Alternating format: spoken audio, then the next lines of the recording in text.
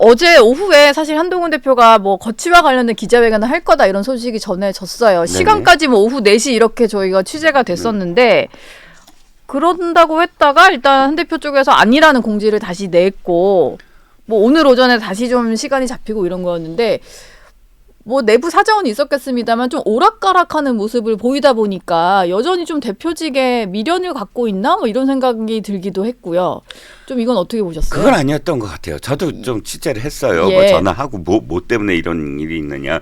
뭐 좀 이따 또 김준혁 최고위원이 아마 저 전화 인터뷰 하시니까 아마 자세하게 얘기하겠지만 처음에 내가 직무를 끝까지 할 거야라는 얘기가 난 대표에서 사퇴하지 않을 거야라는 얘기는 아니었고 당시에 이제 박상수 대변인 변호사잖아요.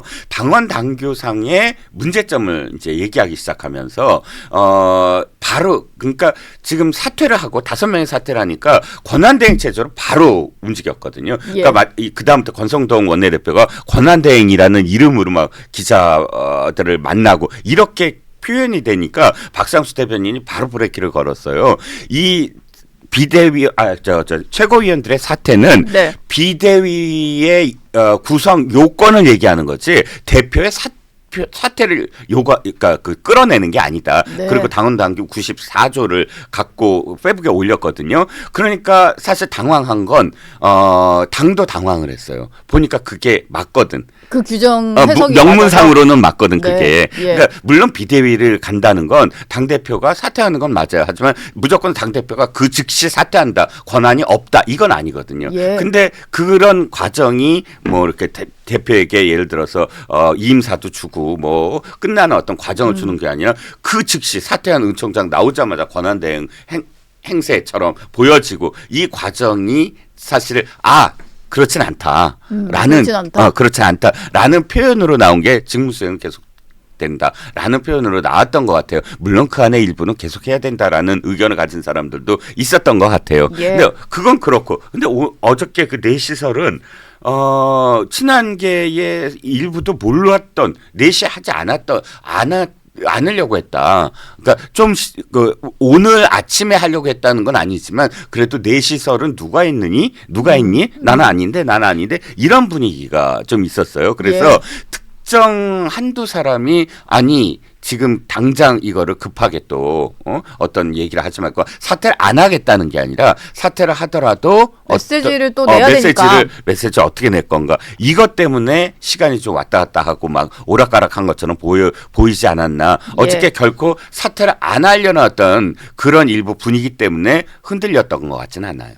사퇴를 안 하려고 시간을 조금 조정이 됐다기보다는 메시지를 좀 다듬는 시간이었다. 유종의 미. 유종의 미.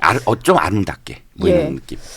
그렇죠. 이 지금 보수 입장에서는 또 이게 2016년에 이어서 8년 만에 맞이한 좀 약간의 뭐 비극이고 이제 다시 일어설 수 있나 뭐 이런 생각이 들 정도로 이번에 상황이 대단히 비극. 대단히 약간 비극이고 아니고.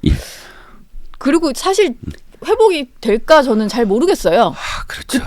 그때도 뭐 그랬는데 지금은 더 잘 모르겠는 상황에 대표가 메시지 내는 게 좀 중요할 것 같다는 생각은 좀 드는데요. 맞아요. 그때와 지금은 뭐가 또 다르냐면 윤태권 그 평론가가 잘 지적을 했더라고요. 칼럼에서 박근혜 대통령 시절과 윤 대통령의 지금 이 상황은 전혀 다르다. 박근혜 대통령은 어떤 의미에서는 내가 다 짊어지겠다. 혼자 돌을 맞았다. 그렇죠. 당과 분리를 하고 당의 어떤 아니다 나는 옳다. 당이 날 도와다오 또는 지지자들한테 난 옳으니까 도와다오라고 이야기하지 않고 그저 내가 그냥 짊어지겠다라는 그런 상황이고 윤 대통령의 그 담화는 전혀 다른 분위기. 난 끝까지 하겠다. 포기하지 않겠다. 이 메시지를 던짐으로써 그가 포기할 때까지 당은 쉽게 그것을 놓칠 못해요. 지금 이미 그 반대표를 던진 85명이 있기 때문에 그러니까 어떤 의미에서는 좀 불편하게 들릴지 모르지만 인질처럼 느껴지는 상황이 될 거예요. 당이나 혹은 보수파의 지지층을 끌고 들어갔거든요. 그러니까 그 다음부터는 직접적으로 분열이 돼요. 그 옛날에 6년 전에는 이렇게 분열되지는 않았거든요. 8년 전 벌써 8년 8년이구나. 됐어요. 죄송합니다. 그렇게 오래됐어요, 됐군요. 오래됐군요. 근데 8년 전에는 당시 60명과 남은 사람들과의 어떤 관계가 이렇게까지 너는 왜, 뭐 나는 왜, 너는 배신자 이런 게 그때 즉발적으로 나오진 않았어요. 그러니까 일단 대통령 때문에 대통령이 그거를 딱 분리했거든요.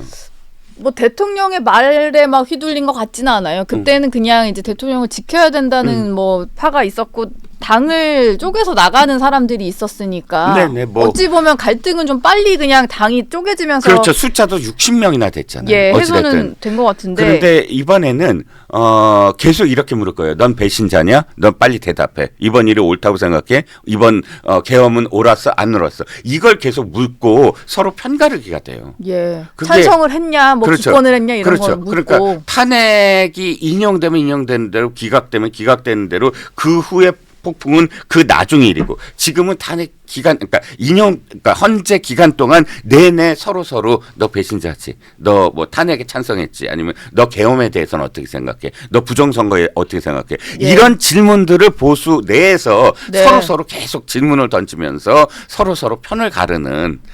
Which side are you on? 그러니까 너는 누구 편이야? 예. 이걸 계속 묻는. 그러면 그 즉시 그냥 저쪽을 바라보지도 않고 이 내부에서 서로 총구로 겨누는 상황이 이어지겠죠. 근데 그 당시랑 비교를 해보면 지금 한동훈 대표가 이렇게 대표직을 오늘 내려놓겠다는 선언을 하고 만약에 떠나게 된다면 큰 축 하나는 좀 사라지게 되는 셈이어서 예전에 박근혜 전 대통령이 탄핵 소추되던 당시와 비교를 해보면 당이 뭐 쪼개지거나 뭐 그럴 상황인가 싶기는 하거든요.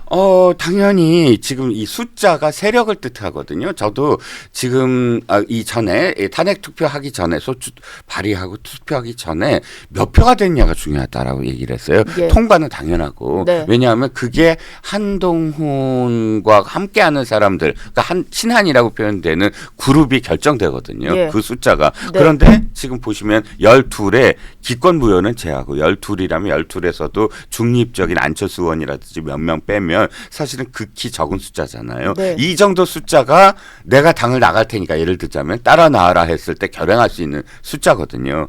아시다시피 지금 20명 이상이 돼야 교섭단체가 되고 그렇죠. 최소한 정치는 돈이거든요. 네. 돈 걱정 안 하고 몇 명이라도 그냥 나가서 분당할 수 있다라고 하는 사람은 안철수 의원 정도밖에 없지 않을까? 예. 안철수 의원은 어쨌든 자기가 계속 그 돈을 댈 수가 있으니까요. 네. 그렇지 않고는 교섭단체밖에 없어요. 방법이. 예. 그러니까 지금은 움직일 수가 없죠.